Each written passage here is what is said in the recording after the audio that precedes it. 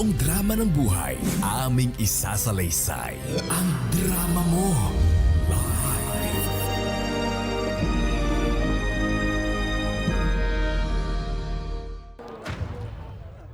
Ay, naku. Ang hirap naman ng ganitong buhay, Jok. Oo nga eh. Alam mo ba, na kahit na ganitong musikero ko, mataas pa rin ang pangarap ko. Ikaw ba, pare? Kung pag-uusapan yung pangarap, sobrang taas ng pangarap ko. Parang ano yan, pangarap ng kaibigan din natin to si Estong. Oh, Song, ano bang sinasabi nito ni Jok? Ako pare, pangarap ko, gusto kong gusto kong maging doktor. Wow, doktor! Oo, Ah, kaso ang hirap. Doktor, napakababaw naman yan, tsaka parang imposible, Estong. Kaya nga, parang mas gusto kong maging pasyente na lang. Pasyente talaga? Tama, mas bagay sa yung pasyente kasi Kaya kung di mo matatanong, alam mo kung anong pangarap ko? Ano ba pangarap mo? Ano ba pangarap mo, Bakulaw? Ang pangarap ko maging kargador. Teka lang, bakit kargador? Syempre gusto kong buhatin ang buhay ng pamilya ko. Ako ang mag-aawan sa kanila sa hirap. Akala ko kakargan mo yung mga nagchichismisan, kakargan mo, sisiraan mo, hindi ko na. Hindi ako ganun, no? Ay, oh. Tignan mo, tanungin mo to sa Sunayo. Oh, bakit naman nadamay ako dyan? Nag-uusap-usap tayo dito kung anong mga pangarap natin, di ba? Ako ang pangarap ko, makaalis dito sa lugar na to. Bakit gusto mo umalis sa lugar na to? Para hindi ko na kayo makita. Grabe naman, di ba? Grabe ka naman talaga. Masyado naman to si ano. Ayaw ba ka makasama? Oo nga, gusto mo ba, balang araw, sabay-sabay tayo umahon? Maganda yon. Di ba tama, Jok? Ay, syempre, actually gusto kong makaalis dito at makapunta sa isang magandang subdivision. Yung mataas yung monthly dues na binibigay sa mga ano. Wow! Hindi ka nga pag nagsisat tayo eh. Mangangarap ka pa ng mataas ang monthly dues. Kayo talaga, puro kayo biro Pero alam nyo, ako nahihiya na kasi ako sa tatay ko. Bakit ka naiya? Syempre nag-iisang anak lang ako. Tapos, nakapagtapos naman ako ng pag-aaral, nakapagtapos naman ako ng high school. Pero, alam mo, Jok, Bakulaw, Suneyo, Ernesto, andun pa rin yung pressure Ano bang pressure yung sinasabi mo? Ano ba? Magkano ba yung presyo? Gusto mo talaga? Gusto mo talaga? Ikaw talaga, Jok, Kumadyante ka. Nag-uumpisa ka na, Jok. Gusto mo talaga. Ako kasi, gusto ko lang kasi malaman talaga kung bakit ba pinili mo yung bagay mo si Cairo. Alam mo kasi, habang lumalaki ako, pinarealize sa akin ng tatay ko na nasa dugo pala talaga namin na maging musikero. Pero hindi ako naniniwala. Pwede mo ba kaming yung mga ino-audition mo? Audition? Oo nga, bigyan mo naman kami ng sample para maniwala naman to si Jok. Oo, kahit crazy frog lang. Crazy Frog? Teka, Ano ba gusto mo yung chorus? sige na, umpisa mo na. Sige. Gusto talaga, Jok. Eto. Sige. It's you. Ano mo, wag mo na ituloy yan. Okay na pala. Mali yung pangarap mo. Grabe naman kayo. Hindi. Gusto ko lang naman talaga kasing ipagpatuloy mo pagiging musikero. At the same time, syempre, gusto ko ipursige yung buhay ko na makaahon kami sa hirap ng tatay ko. Ako lang naman ang inaasahan ng tatay ko sa buhay namin Alam mo kasi maganda kasi yung ano yan. Maganda pangarap yan. Kasi pag nagawa mo yung gusto mo dyan, hindi pala akala ko nagsasya tayo. Hindi pala nagkukwento pala tayo. Oo. Ako kasi, si Estong gusto ko lang, Estong kasi Ernesto, di ba? Oo, tama yun. Yeah, Ano kasi ang gusto ko lang, bilang isa kang musikero, magaling kang mga awit. Di ba? So bakit mong ginawa niya? Saan pupunta yan? Alam mo, Marami nangangarap na maging tinatawag dito na artist, songwriter, singer, pero hindi agad nila nakukuha ng madalian yan. Kaya naman, tsagain mo lang yan. Suporta ako siyempre. Ang galing mo talaga, Papa Jack. Siyempre. Ano? Kulasan na tayo dito. Wala ka pa pala. Mga kaibigan, eto na yung ano natin. Eto ang totoo. Eto kasi, ako bilang joke, ang pangarap ko din kasi maging professional. Pero sa'yo, bilang isang gusto maging mga awit, yung iba hindi nila kinakapitan kasi yung pangarap nila, kaya natitigil. Pero kung ikaw gusto mo talaga, isa lang ang gagawin mo dyan. Ano ba yun? Ipagpatuloy at tuparin mo sa sarili mo ang iyong pangarap. Tay! Tay! Tay! Tay! Tay! Oh, Willard, nandiyan ka pala. Tay, mano po? Kawa ka na Diyos. Kumain ka na ba? Hindi pa nga po tay eh. Meron tayo ng sardinas, tsaka pagsagaan mo muna yung labing na kanin. Salamat tay. Kamusta ang buhay mo? Nakapag-apply ka na ba ng trabaho? Tay, pasensya na po. Medyo inaalat-alat tay eh. Ganun talaga ang buhay, anak. Kaya mo't para saan pati matatanggap ka rin sa mga ina-applyan mo. Tay, pwede po ba akong maging tapat po sa inyo? Sige, maupo ka muna dyan. Ano bang atin? Tay, medyo alam niyo na po alam niyo, hirap po talaga ng buhay eh. Ay, nahihiya nga po ko sa inyo, tay. Ayaw mo, anak Huwag mo masyadong isipin yan. Alam mo, naiintindihan kita Kasi nung ako rin, yung nasa edad mo ko ganyan din yung pinagdaanan ko bago ko nakilala ang ina mo. Si nanay po? Oo, grabe yung ina mo. Nagmumura ka po po, tay? Ano yun? Ako na ina ang tawag mo sa kanya at ama ang tawag mo sa akin. Oo nga po tay, nahiya po ko sa inyo kasi magpahanggang ngayon po wala pa rin po ko trabaho. Alam mo anak kapit lang. At konting syaga. At anak, pwede bang maging matapat din ako sa'yo? Ano po yun, tay? Alam mo anak, itong bahay natin mahihila na ng pag-ibig. Ano pong ibig niyo sabihin? Limang buwan na tayong hindi nakakahulog sa bayarin dito sa bahay. Mapo-foreclosure na to. Ganun po ba, tay?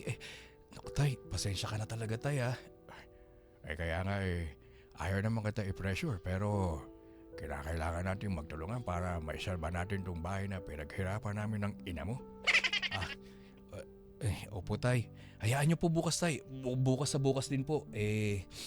Maghahanap po ulit ako ng trabaho. Kahit po construction, okay po sa akin yun. Marangal na trabaho po yun. Ang importante po, kumikita. Tama yan, anak. Sa estado ng buhay natin, hindi ka pwede munang mamili ng trabaho na makaupo lang sa aircon, umiikot-ikot ng upuan, may hawak na ballpen. Tama ba yun? Tama yun, tay. Maganda rin naman po yung pagpapalaki nyo sa akin, tay. Kaya huwag po kayong mag-alala, tay. Gagawin ko po ng paraan para po makatulong na po ko sa inyo. Sobrang nga po talagang nakakahiya po yung naiabot ko po sa inyo. Pabarya-barya lang po. Galing po sa mga racket-racket ko po sa pagiging musikero. Alam mo anak basta mag-focus ka lang at huwag mong kalimutang manalangin. At saka, siya nga pala, saglit lang wala pa tayong suka at saka mantika. Baka bukas wala tayong ulamin. Mautusan muna kita. Sige po, tay. Ito. Pagkasaya mo na yan at kung magulang, sabi mo doon kay tita utang muna. Sige po, tay. Labas po muna ako, tay. Sige na, salamat. Tao po. Tao po. Tao po, pabili po. May doorbell. Grabing tindahan to, may doorbell. Tao po, pabili po. Saglit lang. Ano yun? Ate, pabili po ng mantika tsaka toyo po. Teka lang. Tintingi ba o yung nasa bote? Yung tingi lang po. Pagkakasyahin ko lang po itong dala ko Saglit lang ha. Ganda naman ng babaeng yun.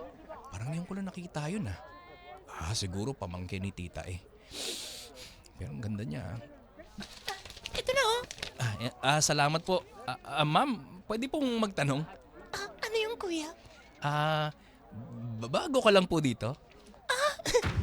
Pamangkin ako ni tita Pamangkin. Kailan ka pa po nandito? Teka lang. Bakit mo tinatanong? Hindi. Naano lang po ako, na-curious lang po ako.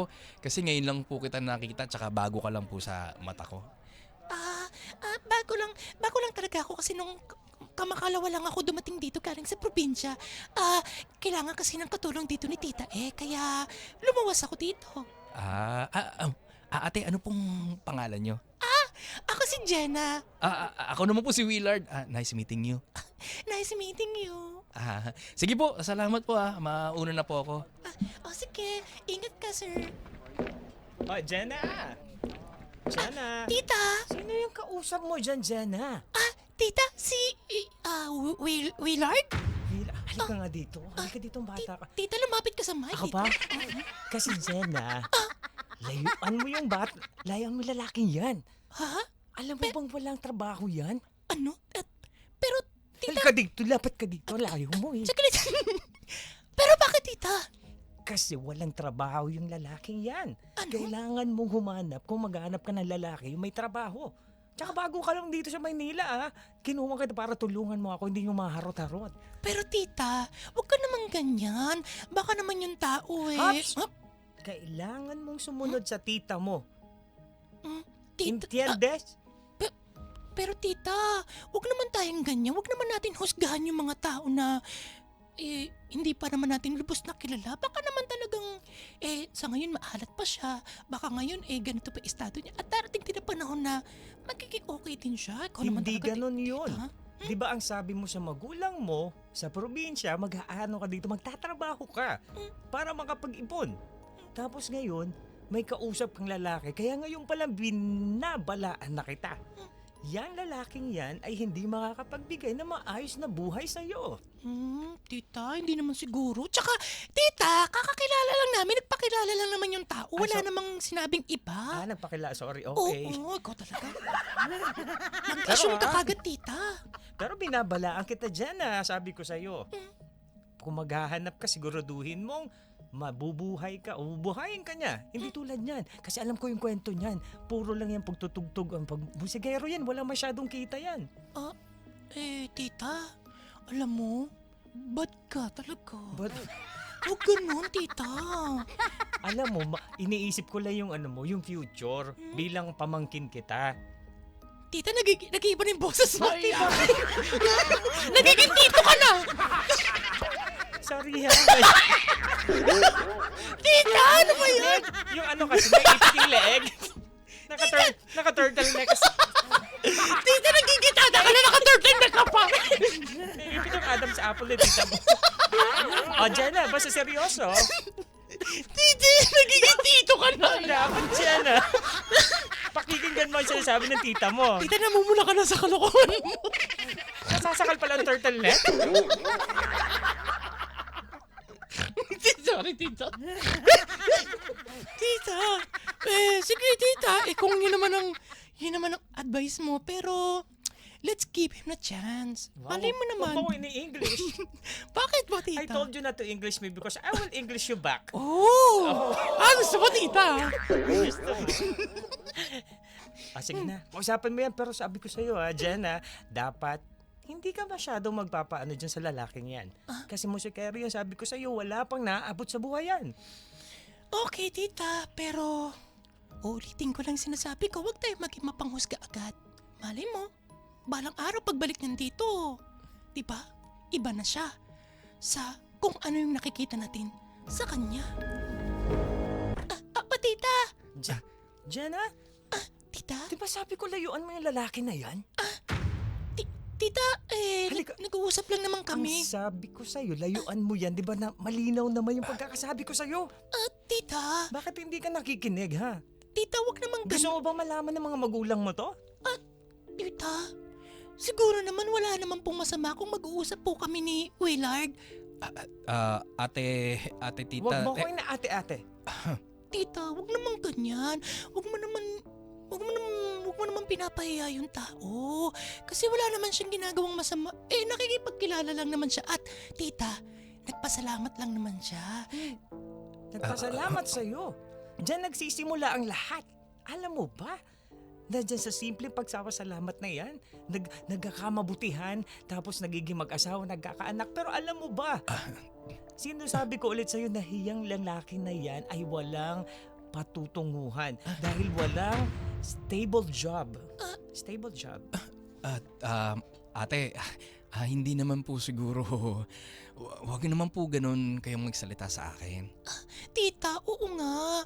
Alam mo, tita, para mapagtanto mo, yung mga ganitong klase ng tao, sila yung mga nagsusumikap talaga sa buhay.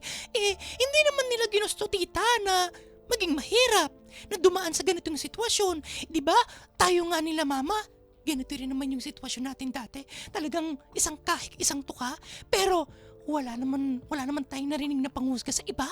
Nagsusumikap? Tingnan mo nga yan kung nagsusumikap yan. Meron ba yan na trabahong maayos? Di ba kung meron lang silang tugtog? Di ba tama sinasabi ko, di ba? Pag meron lang kayong gig, saka lang kayong may kita. Ate, ang totoo po kasi, maliit po talaga yung kita. Sinabi mo maliit, di ba? Tita, patapusin mo muna siya. Ate, Jenna, totoo yung sinabi ng tita mo.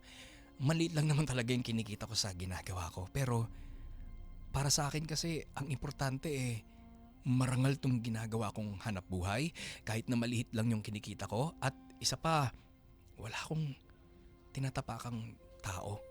Ngayon, ang tanong, mapapakain mo ng karangalan yung pamangkin ko? Tita! Ano ka ba? Isipin mo nga, hindi naman nanliligaw sa akin si Willard, nakikipagkaibigan lang. Bakit nandiyan na tayo kagad sa usapin na yan? Kasi dyan nagsisimula ang lahat. Tita, Alam mo ba yun? wag kang judgmental. Masama yan.